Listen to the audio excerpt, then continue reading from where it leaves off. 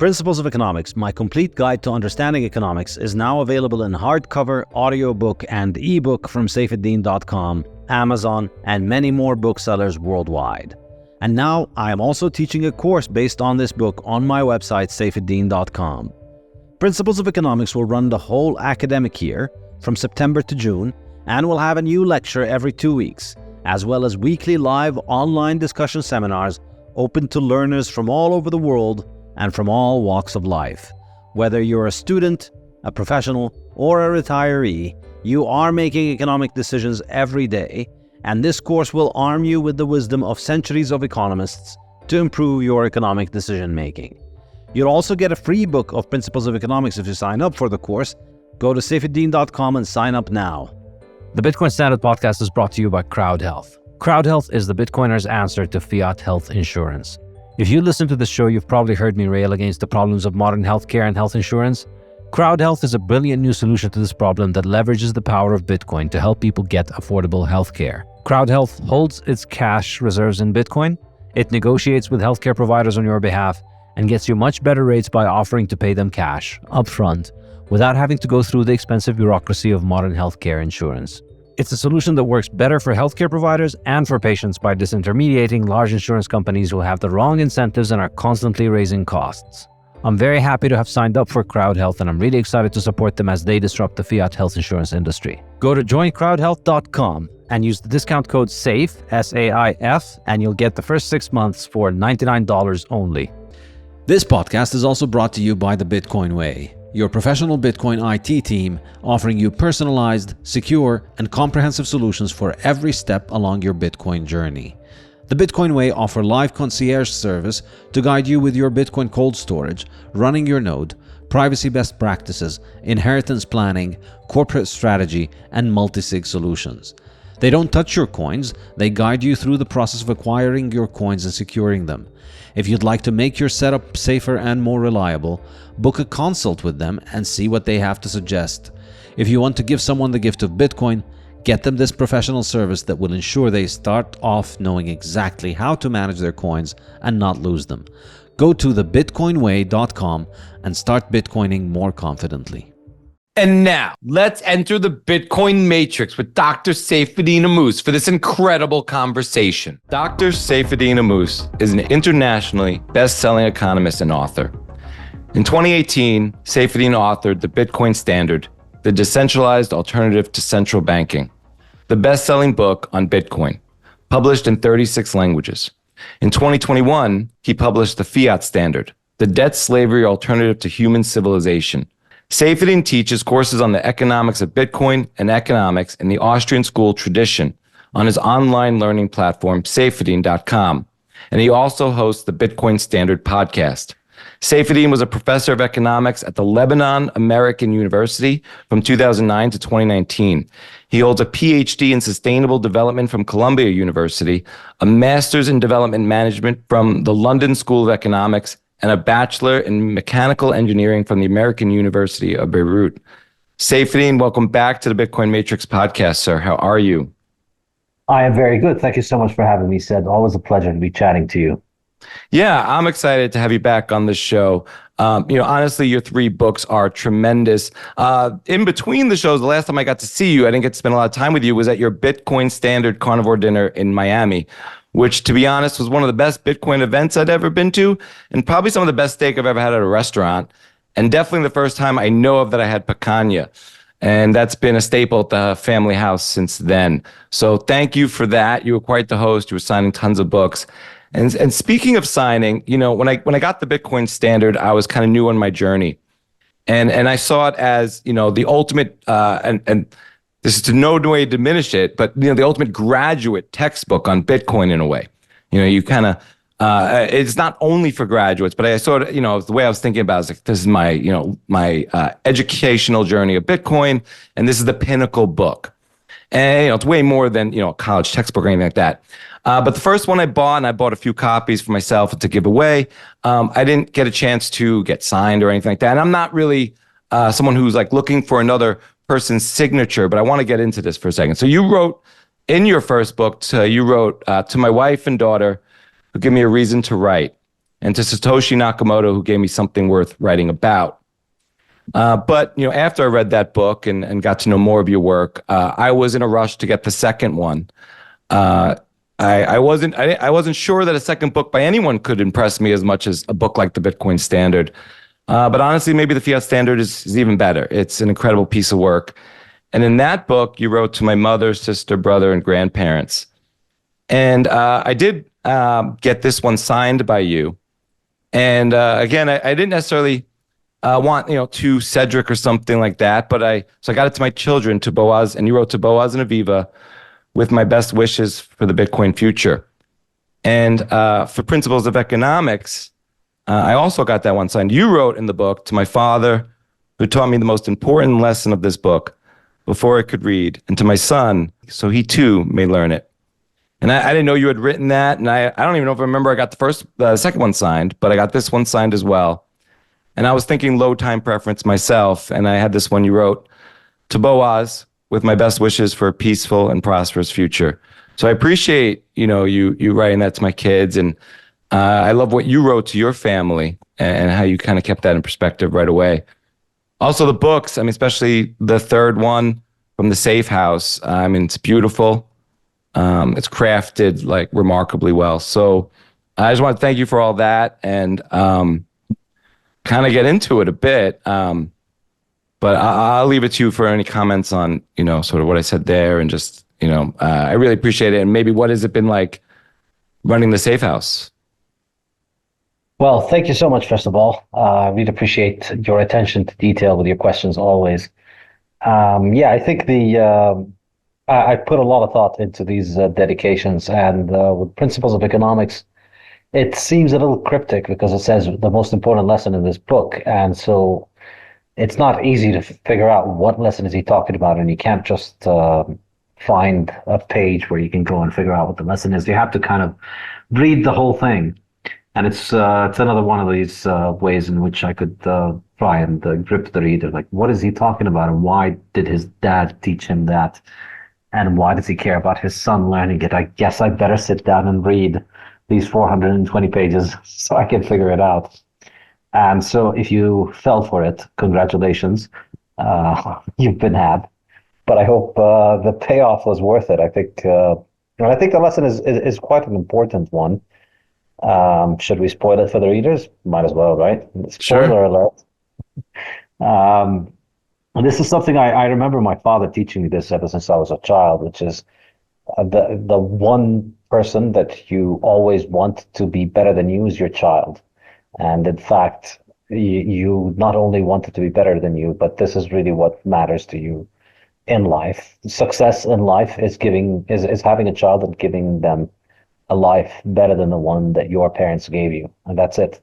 And it always seemed interesting and curious that my dad would say that, as a child, you think that it obviously gives you a lot of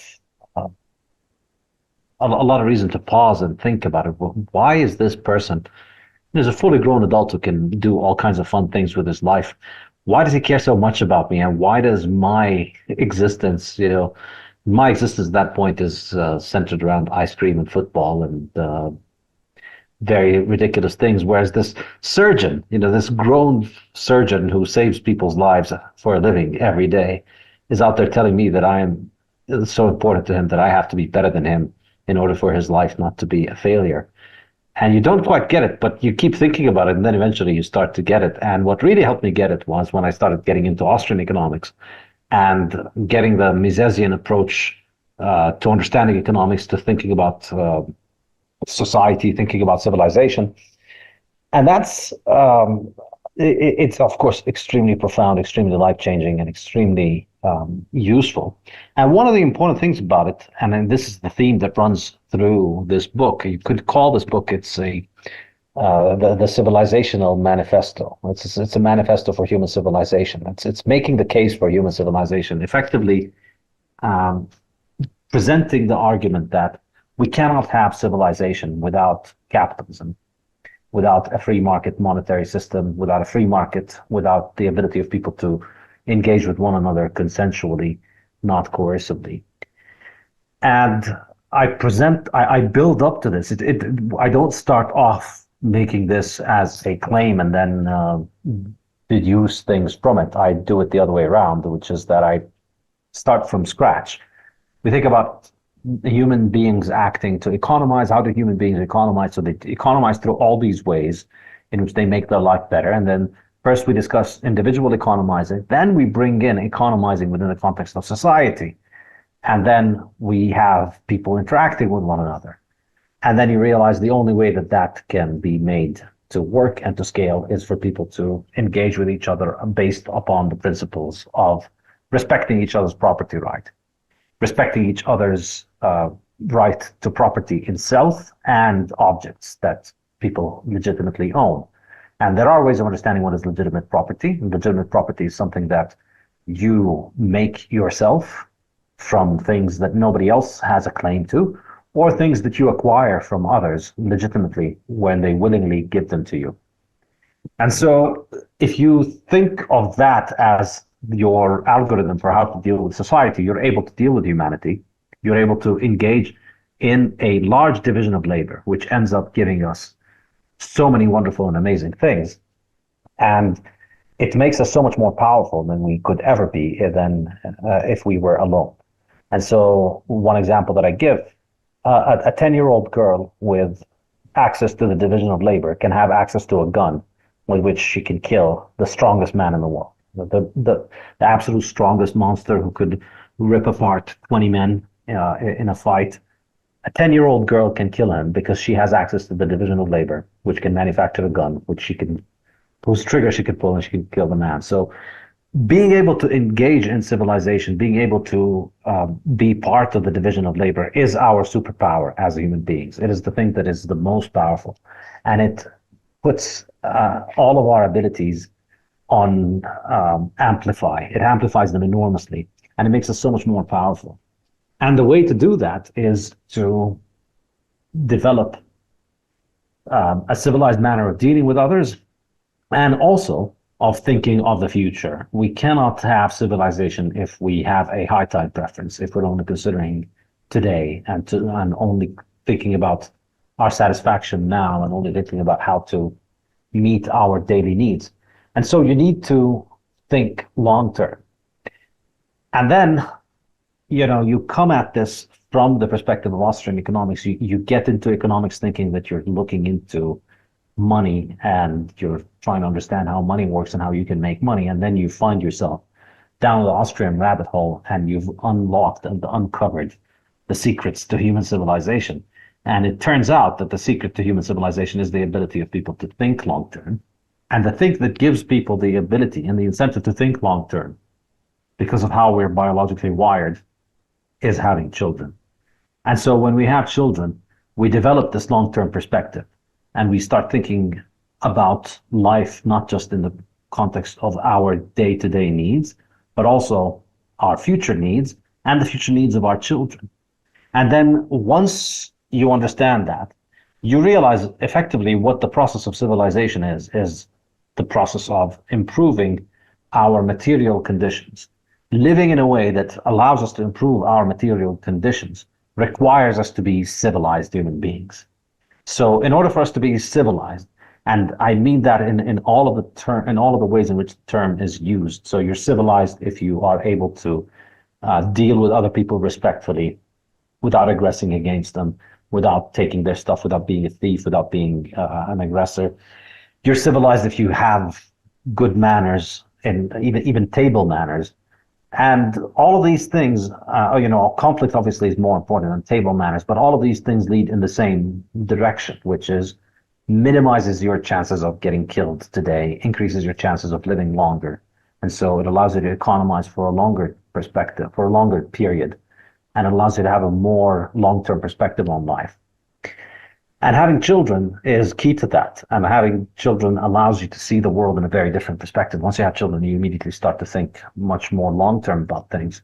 And that's when it began to dawn on me that this really was the same thing that my dad had told me ever since I was a little child, that he thinks of his life as being successful if he manages to give me a better life. And that's exactly what civilization is.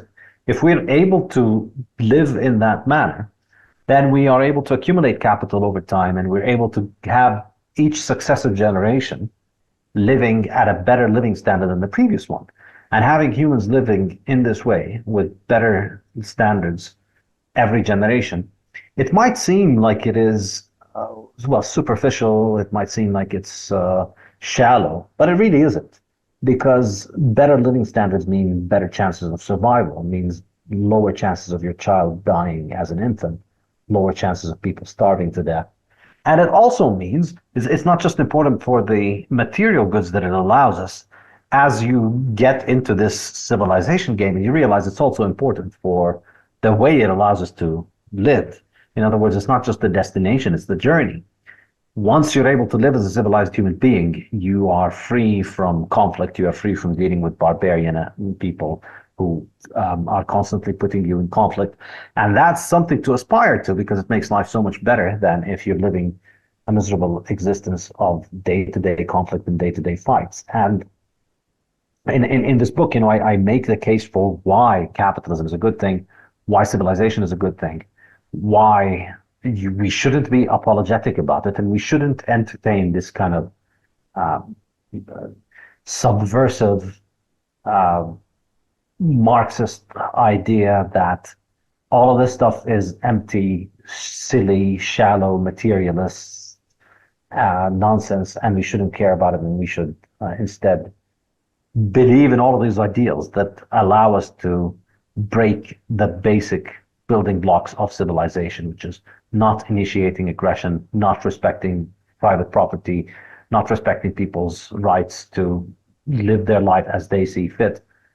Because, and I illustrate this perspective from various points throughout the different chapters, but ultimately, the alternative to civilization is that we end up sliding back to the jungle. There's no way around this. So a lot of people like to say that, we are not fans of civilization. We don't think that capitalism is a good thing. We don't want to be part of capitalism.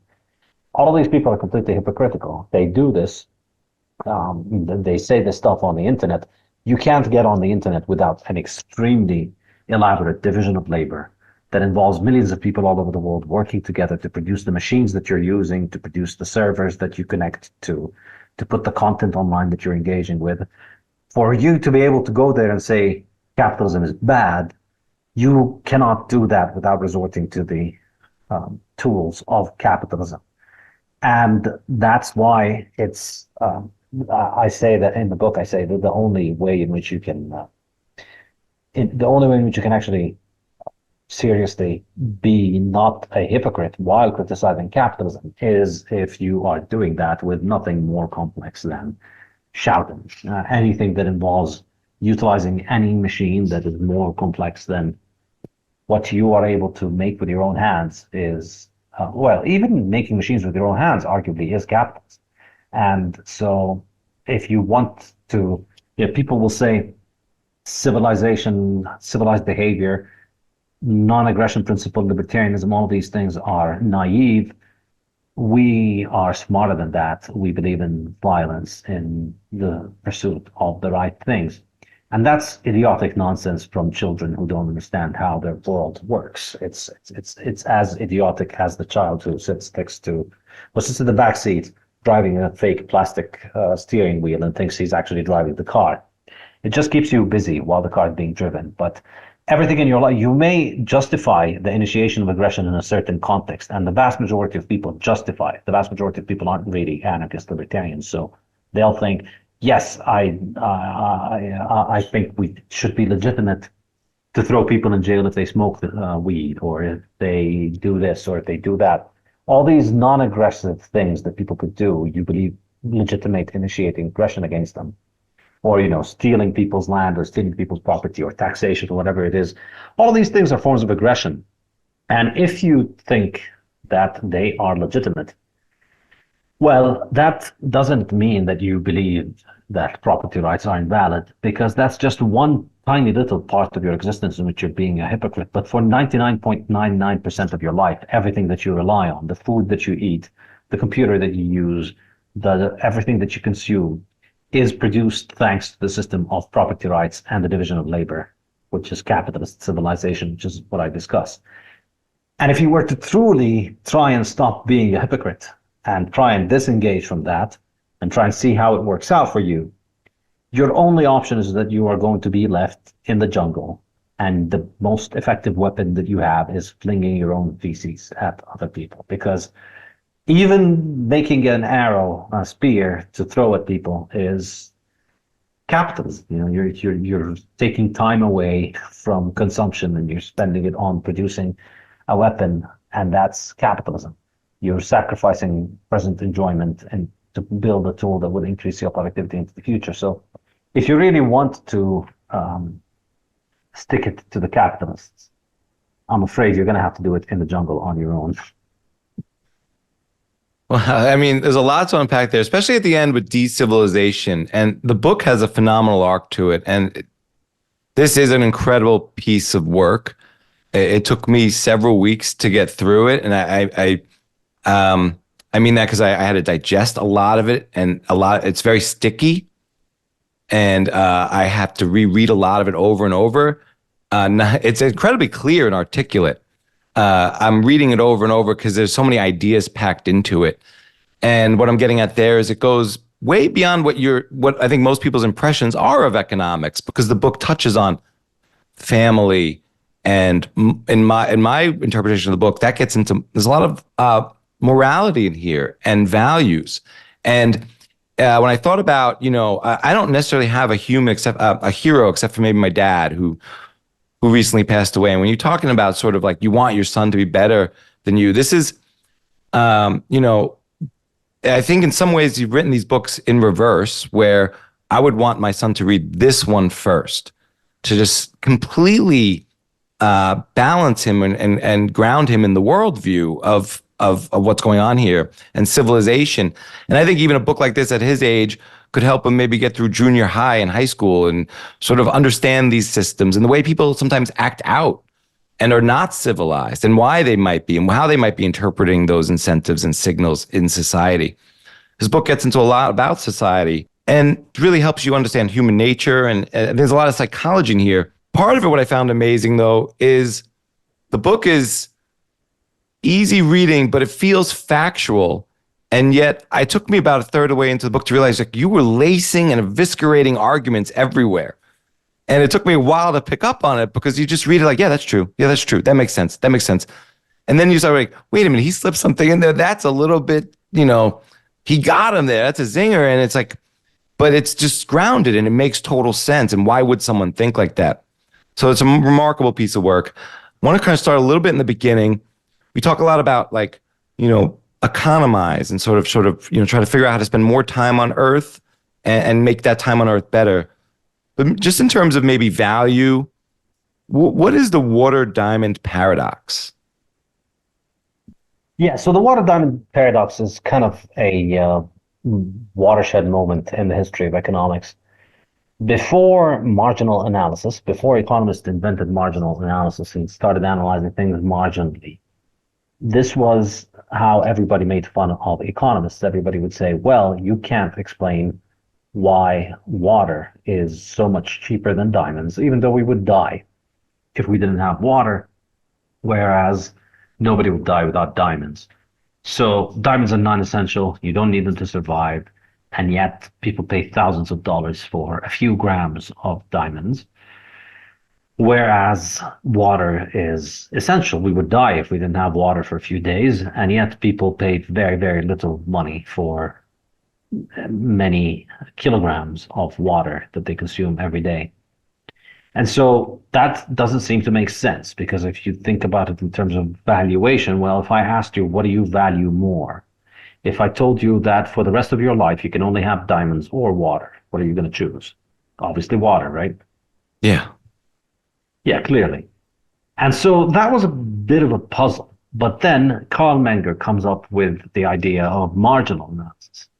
And that's what really set economics straight, because it allowed us to answer this question and understand why it is that people pay more money for diamonds, even though if you ask them, they'll tell you water is more valuable. And the reason is that people don't ever have to pay money for a good in the abstract. Nobody is ever put in this kind of choice where I put a gun to your head and I tell you water or diamonds for the rest of your life. Because I don't have you in a prison where I can subject you to that choice and then make sure that you never get any water or diamonds. For the vast majority of us, that choice is going to be taken in the real world. We're going to be out there and we're deciding not between all of the world's diamonds and all of the world's water. We're deciding between the next unit of diamond and the next unit of water, given our current circumstances. Now, the vast majority of people that are in any kind of position for you to be asking them that kind of question are people who are not starving, who are not dying of thirst, and who need water, but they already have an enormous amount of water available to them. So how much water do you consume today? Well, you've probably showered and your dishwasher has done your dishes for you. Maybe you got your car washed. Maybe you, some people have swimming pools at their home. So most likely you spent more than 100 liters of water in a day. And that's, I think, kind of a lower average estimate between what you drink, what you use for cooking and washing and so on. So given that you have 100 liters of water, and I'm asking you about an extra cup of water right now versus a cup of diamonds, well, that cup of water is just an extra cup over the 100 liters that you consumed today. Whereas very, very few people in the world have a cup of diamonds. And so that would be your first cup of diamonds. In fact, for the majority of people in the world don't have diamonds. And for the majority of people, if you told them about a diamond, that would be their first diamond. So the choice then is never between water and diamond in the abstract. The choice between the next unit of water, usually that is a unit of water after having already consumed many units of water to the point where the next marginal unit doesn't matter so much for you, versus the next marginal unit of diamond, which, given that diamonds are so rare and scarce, is usually very small, is usually very early in the number of goods that you have. So it's either your first diamond or your second diamond. And that's why we can see that in this situation, people end up paying a lot more money for diamonds because that diamond is their first diamond. You know, when you buy a diamond to propose to a woman, incidentally, I strongly recommend against it. Don't make my mistake. Diamonds are a scam. They can make fake diamonds that are indistinguishable from real diamonds. But it's a cartel that keeps it going. But I mean, the same analysis applies for gold or silver. They are more expensive than water. But, you know, if you're buying your first diamond so that you want to get married, I mean, this is going to be something that you are willing to spend significant amounts of money on because the bigger the diamond, the more impressive it is to the woman that you're proposing to, the more it indicates to her that you are willing to put resources forward for this marriage, for this relationship. And, well, the idea behind gold usually was that you'd give her gold so that she could have it, and that if something happens to you, she can always sell the gold and she'll be fine. Diamonds sort of try to recreate that, but then people try and sell their diamonds and they realize what a scam it is because usually the resale market is very low. But in any case, the important point here is the marginal analysis. The important point is that people are talking about the first diamond. And so for the first diamond, you're willing to pay a lot. Now, after you've had, imagine you end up in a situation where you have thousands of diamonds. You've accumulated thousands of diamonds because you managed to find a diamond mine under your house, and every morning you hop into the mine and you come up with 5-10 diamonds. And now your house is full of diamonds. You eat in plates that are encrusted with diamonds, and your laptop is encrusted with diamonds. And then in that situation, you're likely going to want to pay not a lot of money for the next diamond that I offer you.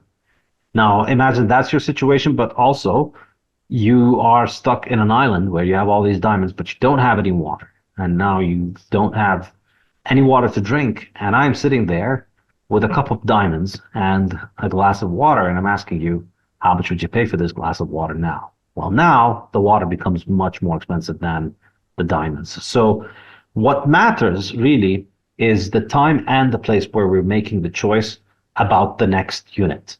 And that's what determines the price. So when you say the price of diamonds is, say, $1,000 per gram of diamond or whatever it is, whereas the price of water is less than a cent per gram, or less than a tenth of a cent maybe per gram. That is in the context of you're taking that decision at the margin, in a modern society with a plentiful abundance of water and a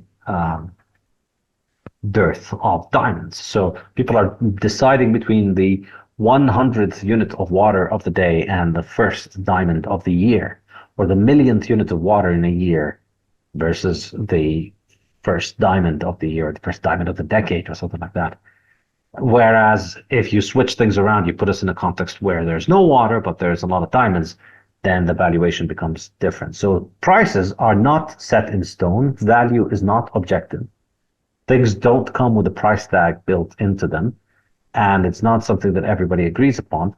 It's something that every person makes as a subjective valuation at a particular point in time. Everybody values things at every point in time when they see them, depending on all kinds of circumstances. And one of the most important ones is the relative scarcity or abundance, or the marginal utility that you have with respect to how much of the good that you have. And so the more that you have of a good, the more the marginal utility diminishes. The value you attach to the next unit declines.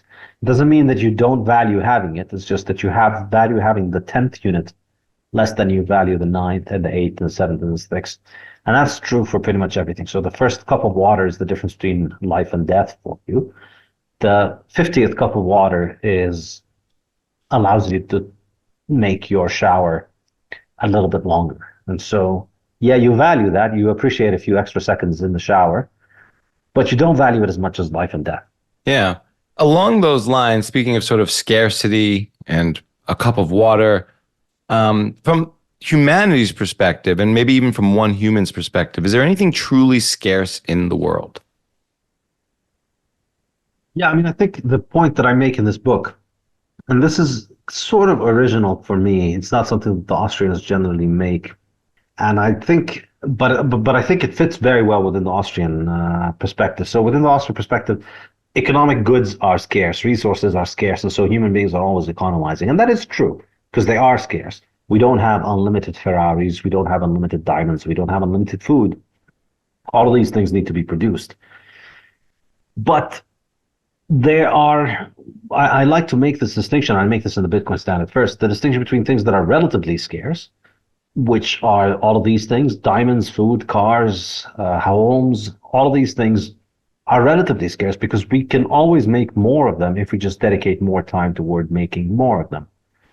But one thing is absolutely scarce, in my opinion, is human time, because that is the one thing that we cannot just indefinitely make more of. So yeah, you can stay healthy and live a little bit longer, but as far as reliable stories go, it does not look like we have any reliable way of increasing the human lifespan beyond 120 years or so. And so think of that as the upper bound, and that's it. Then there's nothing you can do to extend that beyond that. And one day you're going to be dying. It's unfortunately true for all of us. And until then, you don't even know when that's going to happen. So you get born and you might die a second after you're born, or you might die 120 years, or you might die any day between those 2 days, 120 years apart. So we have this uncertainty attached to life, and we have this ticking clock, or this, the sand watch, where the grains of sand are just going down, and you never know when the grains of sand stop trickling down. And so that's, in my opinion, the one thing that is truly scarce, because from that thing, which is time, we can make more of everything else. And so this is where I bring in the work of Julian Simon, who's not really an Austrian economist, but he is he is a free market economist, Chicago economist. And I think his work complements the Austrians quite well, because what he introduces is, well, he explains how, yeah, there is a physical limit to how much of all of these physical resources exist on Earth, because the Earth itself is finite. But really, the Earth is just so absolutely enormous compared to what we consume, that it's completely meaningless for us to be discussing just how much of these resources exist on Earth. It's like an ant walking into a Walmart and thinking, oh boy, is there going to be enough food for me? I mean, you could continue to eat forever, for all of your lifetime. You could have 1,000 ants and 1,000 lifetimes, and they still wouldn't run through a tiny fraction of all the food that is in this giant convenience store. So the limit on how much we can consume of those things is not how much of them exists in the crust of the earth.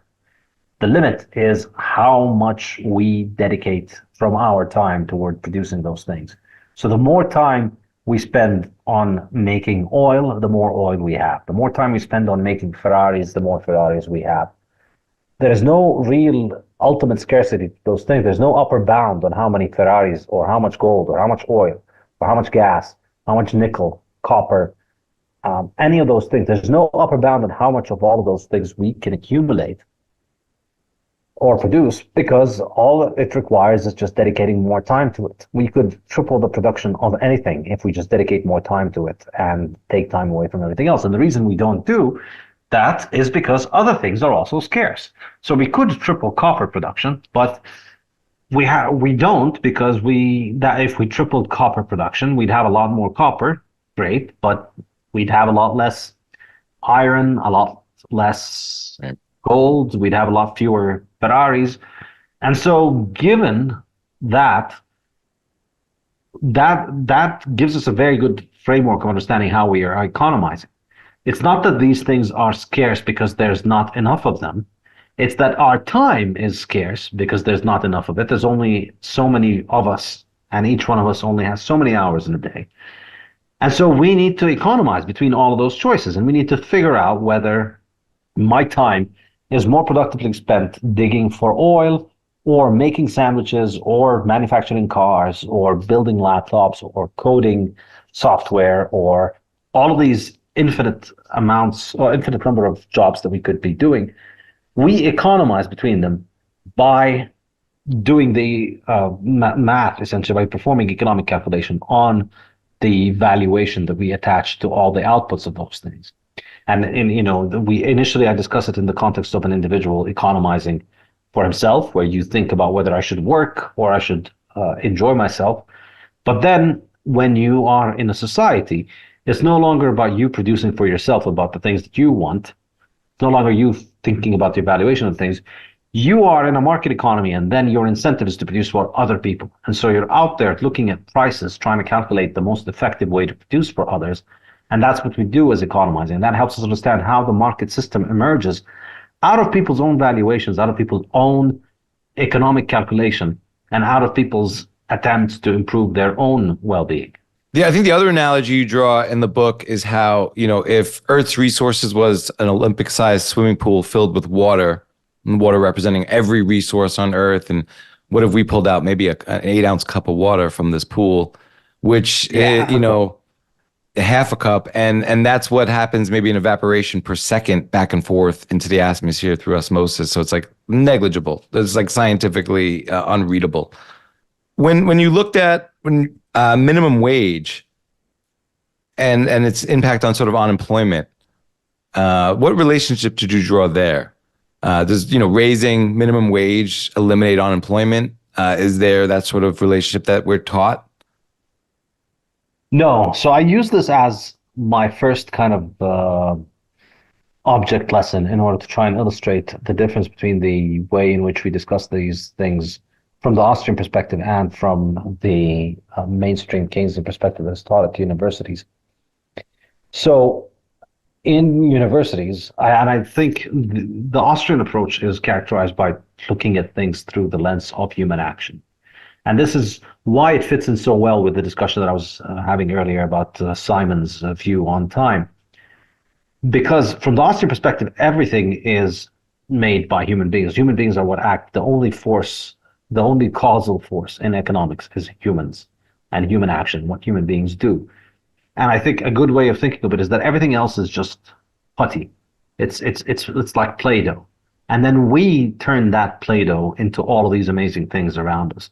So we don't come into Earth with laptops, cars, buildings pre-installed. Earth is just a bunch of rocks and a bunch of living things running around.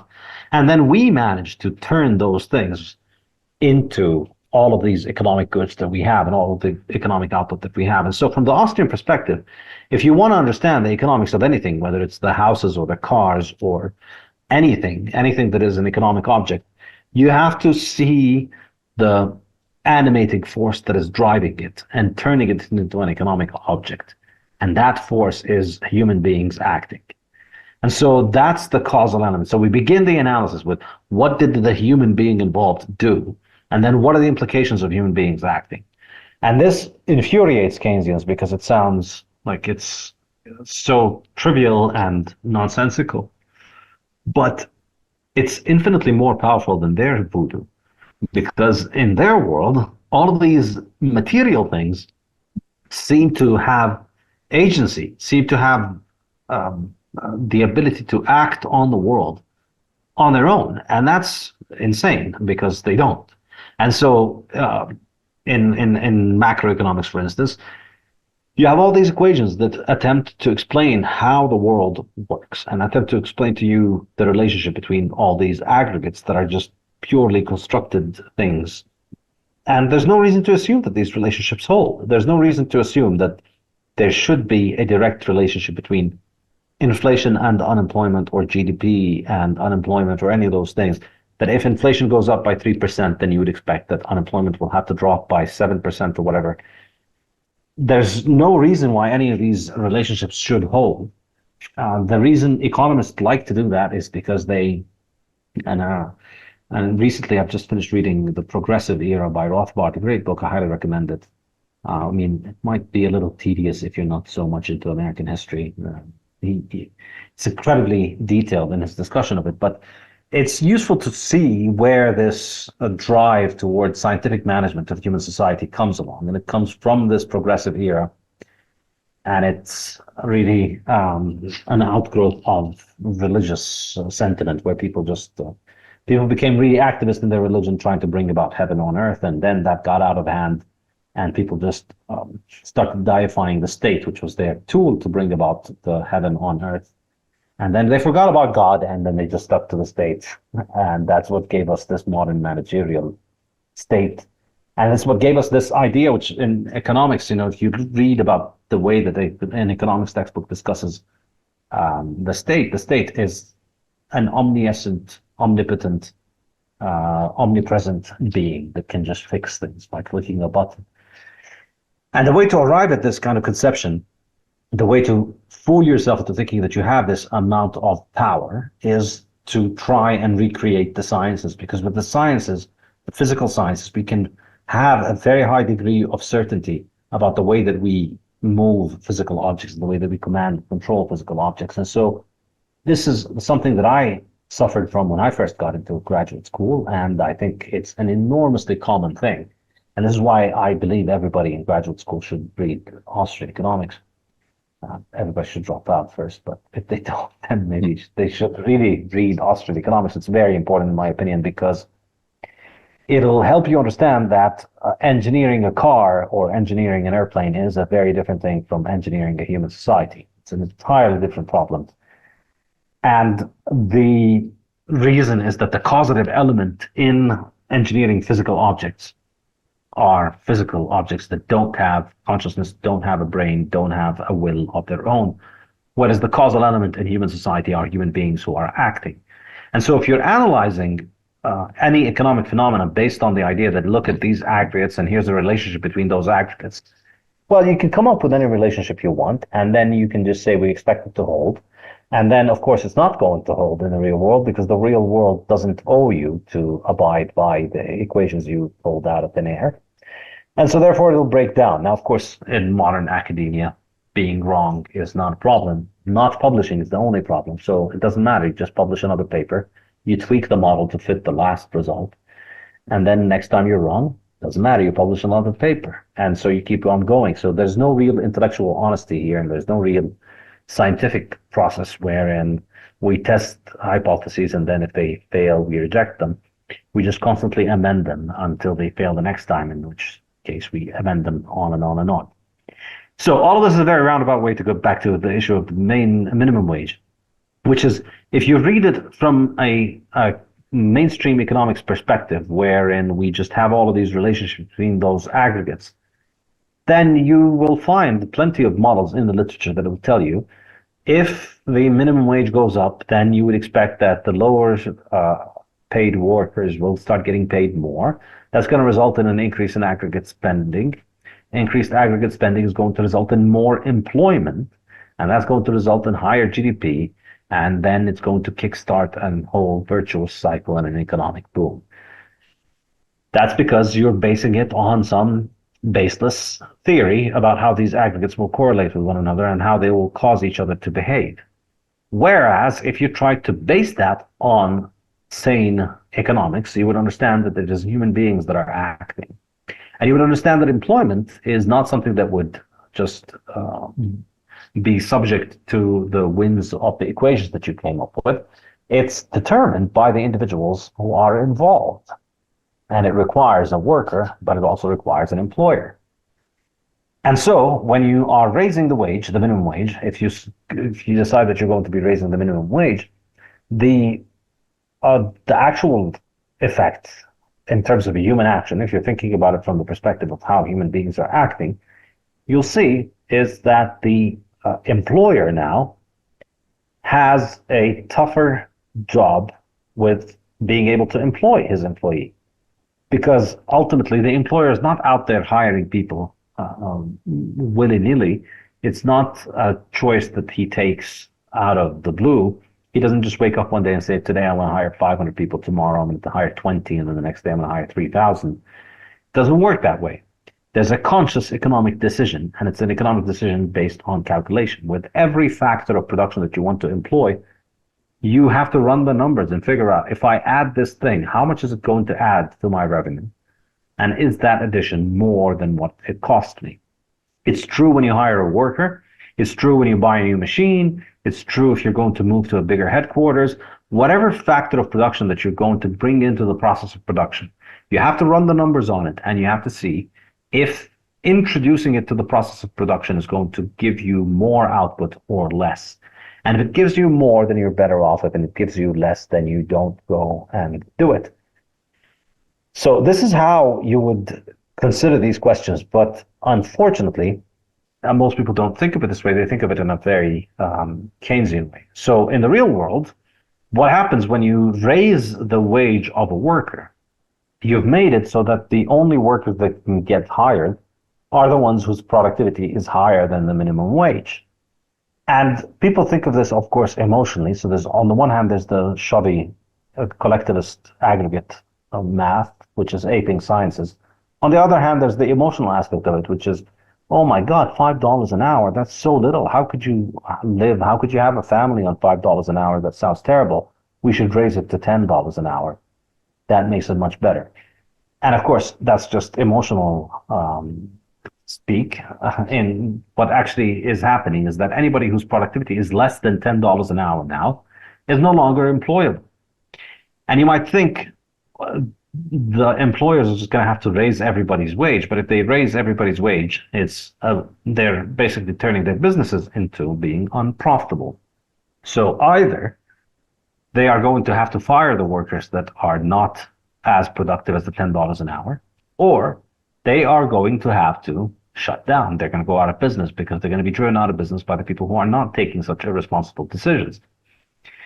And the really, of course, the really cruel thing about it is the majority of these workers that are hurt by the minimum wage are the workers that are just young and just starting off. And it's okay that they're not getting paid a lot. It's better than going to university in most cases, where they're paying tons of money in order to just basically party and do nothing value most of the time. But if instead of going and paying tens of thousands of dollars to a university to waste your time, if instead you got a job that barely paid you enough to just cover the expenses of the job, well, guess what? You do this for a few months, you're going to start getting good at it, and that's going to raise your productivity. And then the longer you do it, The more familiar you are with the work, the more familiar you are with your job, the more skills you acquire, the more disciplined work ethic that you acquire. And that makes you more and more productive. And that's how your wages go up. So the cruel thing about the minimum wage, again, thinking of it through the lens of human action, is that it not only puts people out of work, it also prevents people from developing the skills that would make them employable. It doesn't just create unemployment, it creates a class of unemployable people. Because if you start off with a productivity that is lower than the minimum wage, you're never going to be able to get into a job that would allow you to gain the productivity that would make you beat the minimum wage. And so therefore, you get stuck outside of work, and then that's going to likely drive you toward doing illegal things, wasting your time away in crime or drug dealing or black markets or things like that. And you're not going to develop the work ethic that you'd need in order to get into a real job. And that's what's really catastrophic about it. Yeah, it's like you make these people illegal to hire, illegal employees. It's a weird phenomenon. And you're boxing them out, and you think you're kind of boxing everyone in. I thought the chapter, I mean, all the chapters are illuminating, but especially the one on energy and power was quite insightful. How would you explain the value of manpower, you know, in like the times of kings and slaves? Like, I mean, when I was 20 years old, I could jump in the family station wagon, fire it up, and drive a Blockbuster DVD back to or whatever it was, back to the store, using 5,000, horsepower to get there, or 500 horsepower and moving a 5,000-pound vehicle or something. And, I'm not even earning a living, and I'm returning the family DVD back to Blockbuster, versus, what manpower or horsepower, kind of in terms back then. Yeah, I think a good way of thinking about the economics of power, and this is one of the reasons that I wanted to include this. So, I mean, the book generally hews very close to the Austrian line. It's very similar to human action. It tries to take the ideas of human action and present them in a way that is more palatable to the modern reader. But it strays away from Austrian orthodoxy, I'd say, into chapter 3, where I introduced the concept of time, and I discussed this earlier about how I frame all of economizing as being about economizing of time. And then also chapter 8, where I bring in energy. And I believe this is, I dare to say maybe original, maybe somebody else has come up with this. I don't know, because a lot of people write about energy and economics, but I think bringing in the Austrian marginal analysis to understanding energy and power, I believe, was very insightful toward understanding how energy and power works today. And also, I believe it helps us understand how economics and how economies advance. I think it's important to understand the economics of energy and power in order to understand how the world economy works and how individual economies work.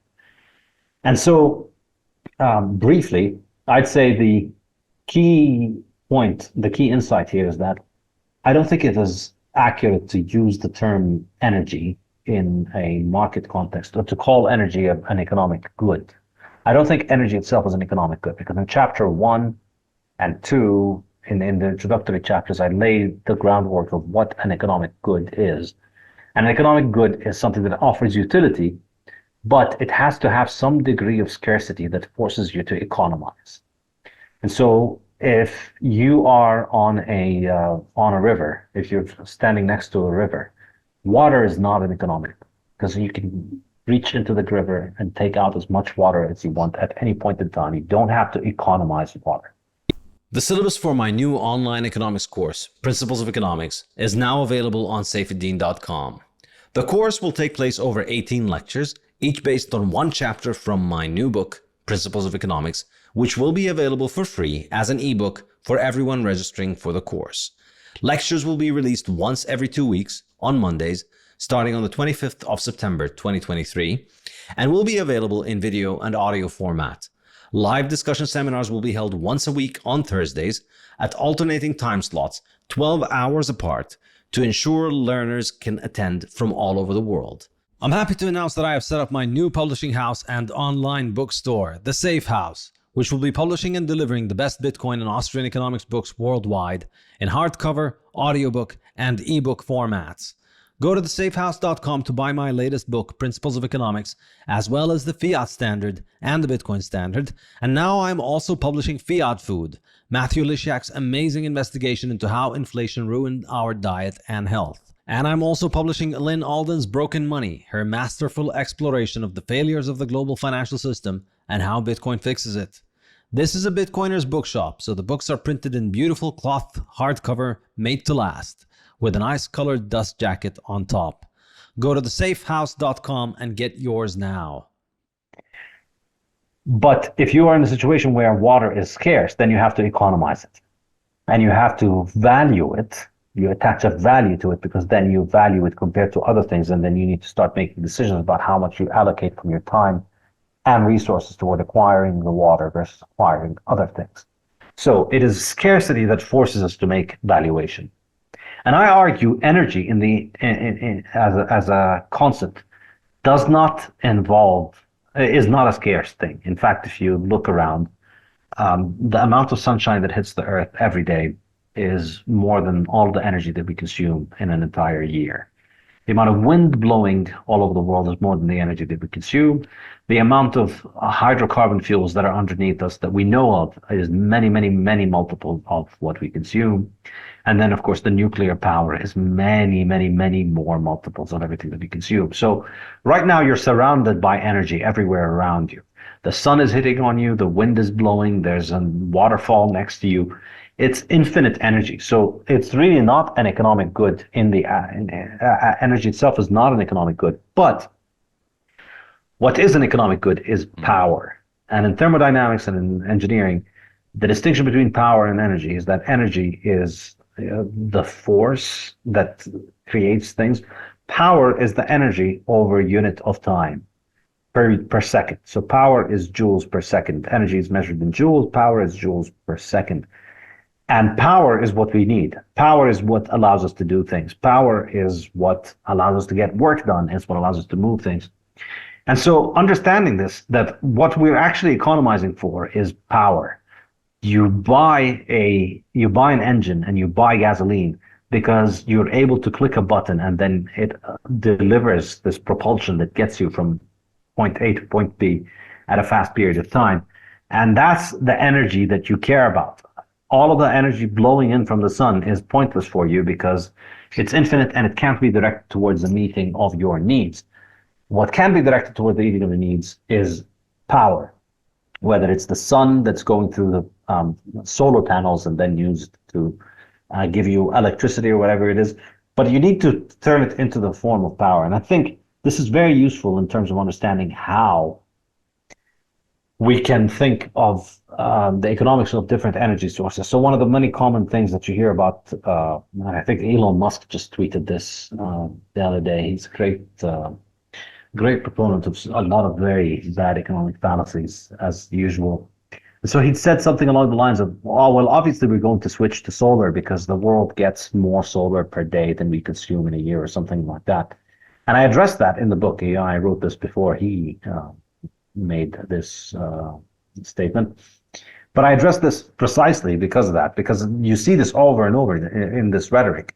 And again, it doesn't matter. The absolute quantity, just like the absolute quantity of water and diamonds does not matter because nobody is having to choose between water and diamond. And nobody has to choose between iron and gold.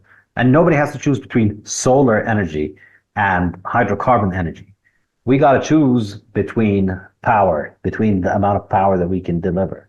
And when you make the comparison between power, you see why, even after hundreds of billions of dollars, trillions of dollars of subsidies over the past 5 decades, we still can't have solar power economical anywhere without massive government subsidies subsidizing it. And people still want their good old wholesome hydrocarbon engines because they deliver the power when you want it, at the time that you want it, at the exact intensity that you want it, completely independently of the weather. So that's one aspect of it. And then the other aspect is to try and think of it, the one that you mentioned is think about how much energy and power we consume as individuals today. If you want to understand just how important energy has been to our life, think about the amount of power that it allows us in terms of the labor that it displaces. And this, I dedicate this section of the book to all the people who worry about technology and machines taking human jobs. Well, every day you have you are displacing 200 jobs. You could have 200 people around you trying to do the things that you are doing today. And of course, they wouldn't be able to do it if they were trying to replace the machines that you're using. So if you think about when you take a hot shower, that takes a lot of power to make that hot shower. How do you get that power? Well, you can use modern fuels where you have a boiler in your apartment, let's say, and it boils some water and then you shower with the water. And so you have a tiny little bit of fuel that contains a lot of power inside it, and then that allows you to have the hot water that you desire. Alternatively, you could hire some slaves to go chop down some trees and burn the trees and boil the water. That's another way of doing it. Now, if you really care about employment, if you don't want to put people out of work, then you should definitely hire the slaves and get rid of your boiler. See how that works out for you and them, and see how happy they are going to be at taking that job. But of course, your car also, another beautiful example, you could replace your car with a couple of hundred horses or a couple of thousand human beings. But still, I don't think even 1,000 human beings would be able to pull your car as fast as you could do it with a tiny little engine. So what we are able to have today in our modern world, because of the use of hydrocarbon, which allows us energy, which allows us high power on demand, anytime, anywhere we want it, because they're highly mobile, is effectively the subjugation of the power of hundreds of people at our fingertips every day.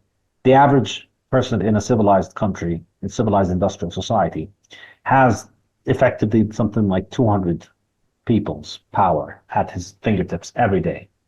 And historically, the only people who had something like this had to be kings or massively rich people who had a large number of slaves.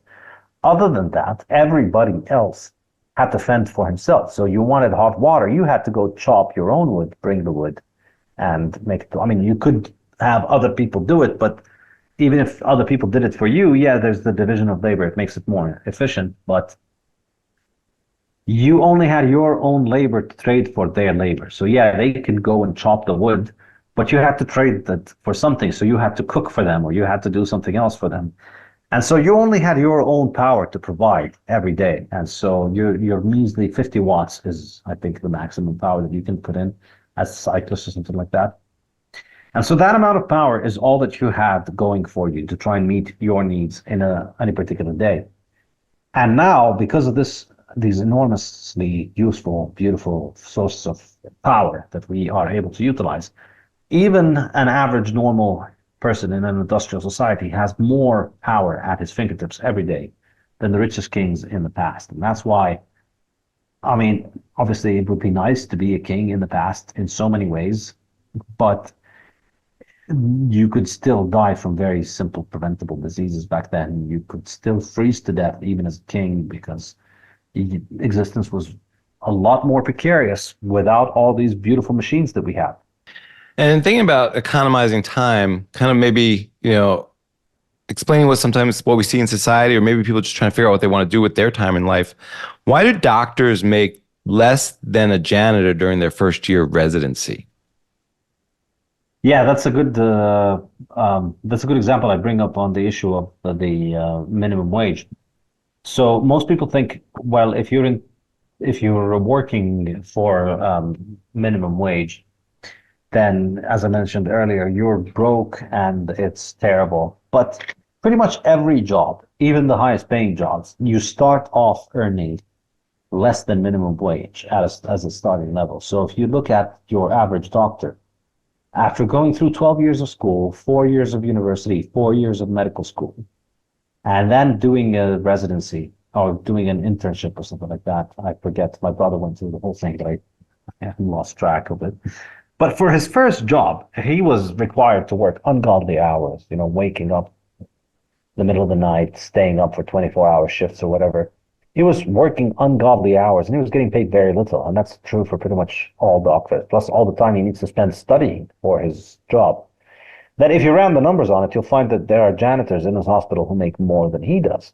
And yet, these kind of residencies attract all of the world's best doctors. They're all out there applying for these residencies when they get out of medical school. Why? Because again, the most important thing that you get from your first job is not the paycheck, it's the experience. So it's true for doctors, it's true for engineers, it's true for lawyers. They start off getting paid very little because if you don't have work experience, you're not worth a lot. And whoever is taking you on is doing you a huge favor by showing you the ropes, basically showing you how the job is done. And so therefore they don't need to pay you a lot. And that's why people line up to get into those prestigious residencies where they go and get paid less than their janitor. Because once you succeed at this, once you go through this whole thing and not kill anyone and show that you can turn up on time and that you are a reliable, dependable, civilized human being, well, then you become enormously productive. And you have an enormous amount of value that you can provide to your future employer, and then you can charge a much higher fee for your next employer. And you see this across all jobs, really. And it's a shame that, if people really wanted to implement minimum wage laws, they would ruin, if they implemented them across medicine and law and engineering, they would probably ruin those positions because most people begin with these internships that are getting paid less than minimum wage laws. But the same is true for bartenders, for waiters, for construction workers. All of these jobs, you start off, you are not worth a lot because you're not very productive. But if somebody's taking a chance on you and giving you that job, they're giving you the tools with which you can learn. And so when you make that law, you make it hard for these people to get the experience they need in order to become more productive. Yeah, I mean, that was illuminating to me. Just kind of a simple explanation of why you see those kind of inversions at times, and maybe people trying to struggle or think to interpret those signals in the economy. Like, I thought this was also fascinating. Who provides the vast majority of security in the world, the public or private sector? Yeah, this is an interesting tidbit that I came across while reading libertarian anarchist propaganda. Most people think, well, security obviously needs to be a monopoly. Even some very libertarian people, or people who think of themselves really libertarian, for instance, Randians, objectivists, they think that you need to have followers of Ayn Rand. They think, well, you want to have a free market and everything except for security. You can't have a market in security. Security is special, it's different. But in reality, we already have a market in security. In fact, the vast majority, well, not the vast majority, but far more of the world's security is provided privately than by government. There are more private security guards in the world than there are police. And if you think of the size of the defense industry and the security industry, in fact, it is predominantly privately owned, and it's predominantly subject to the same economic system that we discuss in the book throughout, which is the division of labor, capitalist production. So among the 100 largest producers of weapons in the world, I think, I forget the exact number, but I have the statistic in the book, but a commanding majority, I would say, is privately owned.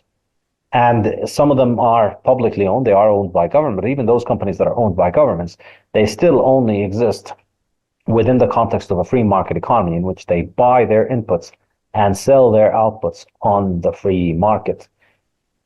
To varying degrees, obviously, some of them just sell straight to the government, some of them just buy straight from the government, but still, they exist in a world in which these goods are existing in a market. And so there's private property involved there. And so this is one of the kind of, a lot of people who are not very familiar with libertarian thought or with Austrian economics will say, all right, we'll admit it, you guys are right. Minimum wage is bad. Price controls are bad. Having free markets is good. But, there's a couple of major buts there. There's the first one is the money and banking. So some people will concede that, okay, you don't want the government to intervene too much. You don't want to have price controls. You don't want to have a potato board. You want to leave the potatoes to the free market. They'll concede that. But then they'll tell you, no, but the money in the banks, that's too important. You can't leave it for the market because it's too important. When, of course, it should be the other way around. It's precisely because it is too important you don't want to have a monopoly agency messing it up. And then, even if they concede that one, the second layer of cope of state scope, if you want, is okay, but we need to have the security being provided by the government. And that's something that's just different. And it's the statist conception of the idea that, look, there's a sphere for the market and for civilized and capitalist interaction and free markets and free trade and the division of labor. And then there's the sphere of violence, and the sphere of violence is always going to be there. And that's just idiotic, childish nonsense. Violence is just like any other thing in the world. Protection from violence is an economic good. And it's just like any other good in the world. And there's no reason that this good needs to be provided by a monopolist any more than potatoes need to be provided by a monopolist, any more than books need to be written only by a monopolist, or banking, or money. None of these things require a monopoly for them to function. Of course, the people who do benefit from these monopolies always insist that they do need to be a monopolist and that it is for your own good. But it is not. It's not for your own good that you have a monopoly in these industries. In fact, and we see, realistically, in spite of all the brainwashing where people think the government is out there providing security, you see there are more private security guards. Most people rely on for their own security, particularly people who have serious money, and particularly businesses. They have their own security. So, and that makes a lot of sense. Because, and as I do in the book, I break it down as an economic good. And I show why the idea of having a monopolist provide this economic good is unworkable. Because it falls into the same problem of economic calculation, which I discuss in chapter 12, which is a very pivotal chapter in the book. Because the glue that holds all of the market system together is the ability of entrepreneurs to perform economic calculation. That's what allows us to have nice things, because they can figure out what they can use, with what inputs they can use, and how they can produce the outputs. And they can only do that if we have economic calculation, and we can only have economic calculation if we have a form of money that works and doesn't suck, and we can only do that if we have a free market in capital. Because if you take away a free market in capital or a free market in any good, then people aren't able to perform economic calculation, and that's why socialist central planning fails. A lot of people think the problem with socialism is scale, that it's too large. That's nonsense. Amazon has more employees than Estonia has citizens. And yet Jeff Bezos is able to plan Amazon for 1.5 million employees and something like 300 million customers around the world. It can be centrally planned, but you cannot centrally plan Estonia. The issue is not size. The issue is property rights. In Estonia, if you deny property rights for people, then you're going to end up with a central planner who is unable, no matter how well-intentioned, no matter how smart, no matter how well-informed, he cannot perform economic calculation when there is no market in which the goods are being bought and sold. And if there is no market for the goods to be bought and sold, then there's no way of calculating the best use of particular goods, and then economic production falls apart. That's a key point. And most people who think socialism has been critiqued by economists, they think of the problem of scale, or they think of the problem of incentives. These are irrelevant. These are not the real problem with socialism. Socialism solved the problem of incentives by sending you to the gulag if you don't work. And the size problem has been solved by Jeff Bezos. It doesn't matter. It's not size and it's not incentive. It's calculation. Jeff Bezos is able to calculate because every single tiny little widget that goes into Amazon is bought on the free market with a price. And so he's able to make all of these economic calculations, and all of his subordinates can make economic calculation. And so security is no different. And I think this is a very powerful framework for understanding the issues of security around the world. It's why you can see we arrive at this absurd situation where people normalize it, where they think it's normal. That, the average American thinks that the U.S. government is out there protecting him. The average American pays something like a trillion. The American government pays something like $1 trillion a year for defense. And then if you account all the other expenditures at state and local and federal level for police and all of these things, it must be several trillions of dollars. And yet, kids can't walk in the streets of Chicago. You can't have your kids walking the streets of Chicago. I mean, just imagine if you had actually had a market handling all of that money, how much security you'd have. You could give every single person in Chicago their own bodyguard on the free market, and it would be a lot safer. So why does it suck? It sucks because there is no calculation. It sucks because it's being done without a property rights system, and it's being done by central planners who do not face real consequences for the choices and the resources that they direct. And so that's why we end up with a system where security as a state institution is continuously failing further and further and becoming less and less reliable and providing less and less security for the people that pay for it. And people are having to just write off the taxes that they pay. Effectively, the best way to think of your taxes is that it's not something that you're paying because it gives you security or it gives you any public facilities or it gives you roads or any of that stuff. Just think of your taxes as the price you pay to stay out of jail. And then your security is something that you have to buy yourself. So you need to hire private security, you need to buy your own gun, you need to have an alarm system, you need to do all of these many private things that people are doing. And these things are a lot more efficient, and private police are a lot more efficient and a lot more productive because they face the test of the market, because they have to perform economic calculation. When I used to teach at university, I'd always ask students, how many times have you been harassed by a cop? And there'd always be a couple of students who'd raise their hands. And then I asked them, how many times were you harassed by a private security contractor at this university's security or in the shopping mall or any of that stuff? Nobody ever raised their hand. There's never been in my class, I'm sure it's happened sometime, but not in my classes, not in my students. I've never had an example of somebody say, a girl saying, yeah, I got harassed by one of the university's private security guards. Whereas a lot of police harass women, a lot of police harass men and women, not just women, but it happens all the time because there is no logic and there is no economic calculation that goes into the hiring decisions of people in the defense industry when it is hired by government. So, and you don't have to, it doesn't have to invoke ill intentions or incompetence. It's just impossible for them to be able to perform economic calculation in this kind of setting. So everybody obviously wants more security. So we have a police force, we have a town, everybody's paying for this police force. Now, how do we decide how we allocate this? First of all, how many police do we hire? And then how do we allocate them? Does every house get a policeman? Does every street get a policeman?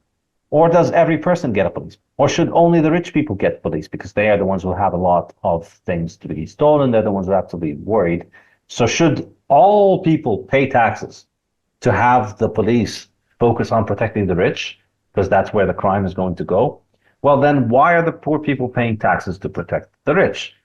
Why shouldn't I get my own bodyguard? Just because I'm not rich doesn't mean I won't be subject to a crime someday, maybe. Why don't I get my bodyguard?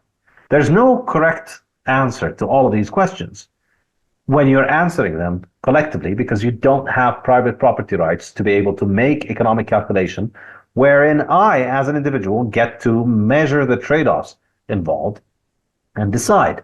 Now, if you took away all the money that all of the taxes that I paid for protection and you gave them to me, well, then I'm able to make that calculation. Then I can figure out how much does it cost to have a bodyguard and how much money do I have and how much do I value it?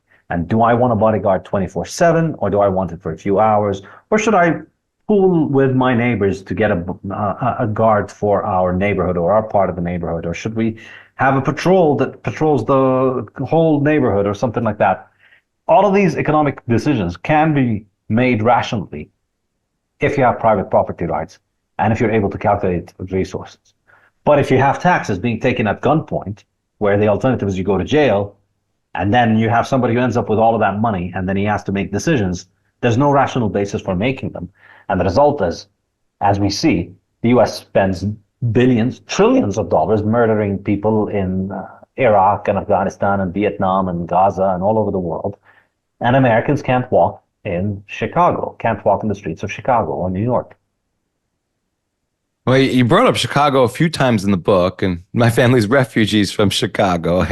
I get it. Maybe we'll get into that in a little bit. And it's interesting with you think about Amazon on on a free money from market and what the market could produce for entrepreneurs, like what Amazon could do if it was getting real price signals in terms of money, like interest rates and things like that. And so when I think about Amazon on a Bitcoin standard, I don't think about Amazon stacking sats. I think about Amazon in a real world where people are thinking on a Bitcoin standard and everyone's using that. What kind of things we could get out of businesses that way? When you talk about sort of the private versus public sector for security, forced monopolies definitely lead to, deterioration in quality of delivery of services. And the public security, is there to protect and defend the state, not, the actual public people. And you think about all the private security making all this weaponry and all that's done and produced peacefully by peaceful people. That's kind of fascinating. So, and you mentioned centrally planning Estonia. So maybe we'll touch on that a little bit later. But how is the ownership of assets a social function? Yeah, that's an important point that Mises makes in his book, which is that, Mises was writing in the middle of the 20th century, so about a century after the Marxist plague had hit humanity and created an enormous amount of brain damage all over the world, where people started to regurgitate these idiotic ideas of Karl Marx. And one of these, or the main one, really, is just the vilification of capital owners. And this idea that if you have capital, then clearly you only are out there exploiting the workers, because you don't work, and then all these people have to work hard, and then they work hard, and in order for them to work hard, they produce. They have to work hard to produce things, but you don't have to work hard. You're just sitting there, and your capital is out there working and earning money for you. So clearly you're not working, so clearly you're exploiting them. And therefore, the best way to fix this is if we take all of the capital from the capital owners and give it to the workers who do the hard work, then the workers will stop getting robbed, and then everybody will become rich, and then everything will become abundant, and we will beat scarcity, and we will live in a world of magical unicorns flying everywhere, and everything will be sweet. That's essentially a slightly less dumb caricature of Marxism. If I tried to do it justice, it would come out even dumber than this. But that's essentially what Marxism is. And Mises, being Mises, of course, he just stands there and he says, no, you're all a bunch of socialists, as he was known to say. And he explains why no, actually owning capital is not this blessing. It's not like it is some kind of gift from God, that God just selects a bunch of people that become capitalists, and then everybody else has to work for them, and everybody else has to earn money without having to everybody else has to work in order to earn money, whereas the capitalists continue to just get rich because they have the capital. Because what Marx misses is that the capital on its own is not productive. It requires somebody to know how to deploy it and how to put it to use. And the only way that you can maintain your capital, the only way that it can remain capital, is if you're able to employ it in a way that is productive. And by productive, we mean you buy things on the market that are subjectively valued by society overall at a price lower than the output that you produce them for. If you can't do that, if your inputs are more valuable to society than your outputs, if you spend $1 million a year producing things in order to then produce output that can only sell for $500,000, you're not going to have any more capital. You're going to run out of your capital. There is no fortune that is too big to be destroyed by economic misallocation. And so doesn't matter, if Jeff Bezos, he's got how big is Amazon these days? Is it like hundreds of billions of dollars? Put an idiot in charge of Amazon and he will take it to zero. It's happened before. We've seen the biggest names in industries go down to zero. It has happened before. It will happen again. Yahoo used to be an enormous company and it went practically to zero. And sometimes you don't even have to be an idiot. Sometimes it's just you don't do things correctly, not because it's you mismanage things. It's just somebody comes up with a better way of doing things, and then you become obsolete. So you need to constantly be running your capital effectively in the service of other people. That's the really cool part about it. It's not just you need to be running it for yourself. You need to be running it for other people. You need to be out there churning out widgets or shoes or clothes or food or whatever it is for people, and doing it by using resources that cost less than the output that you are producing. That's the only way that you can make this happen.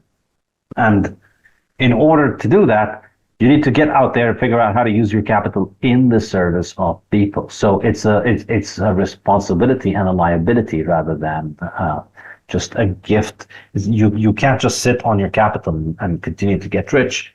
If you make mistakes with it, it will be gone. It will be eaten away. You need to, if you're losing money on your business, you need to be constantly paying off all of your workers, paying all of your inputs.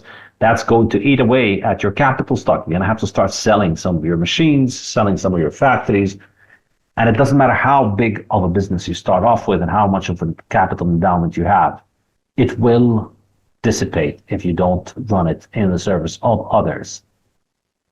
And kind of maybe the opposite of in the service of, how can value be lost through theft of, say, a family heirloom? Or like how is theft or vandalism, other forms of crime, similar to natural disasters and their economic effect? Yeah, they're similar in that you're destroying the value that people have and you're taking it away.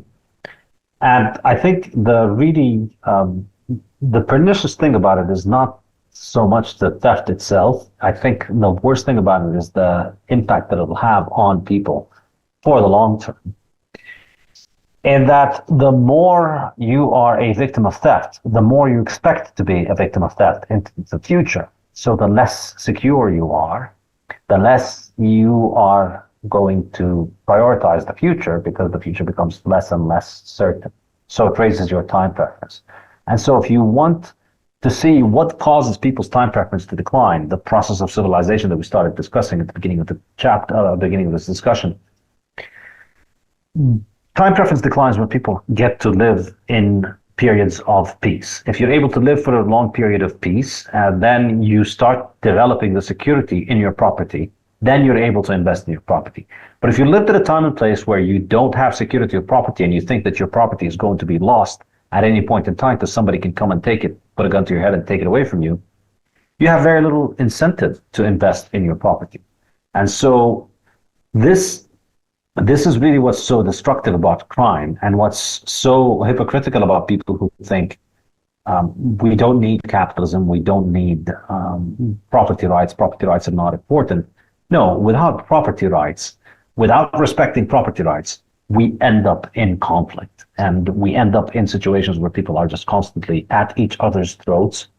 And that takes away from us something that is much more valuable than anything that we could fight about. The example that I like to give in the book is when I first, in chapter 9, when I first go from individual economizing to societal economizing, most econ textbooks follow this method, which is we look at the example of Robinson Crusoe, an individual on an island, and then another guy comes up. He runs into this other guy, Friday.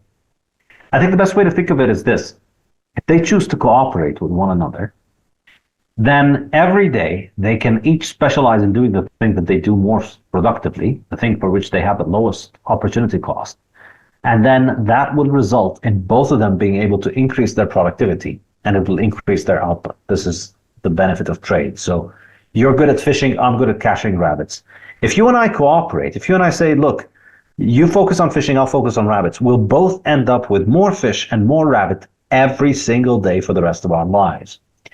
If we fight, I could get your fish today, or you could get my rabbits today, and then you kill me or I kill you, and then for the rest of my life, I'm back to not benefiting from the division of labor.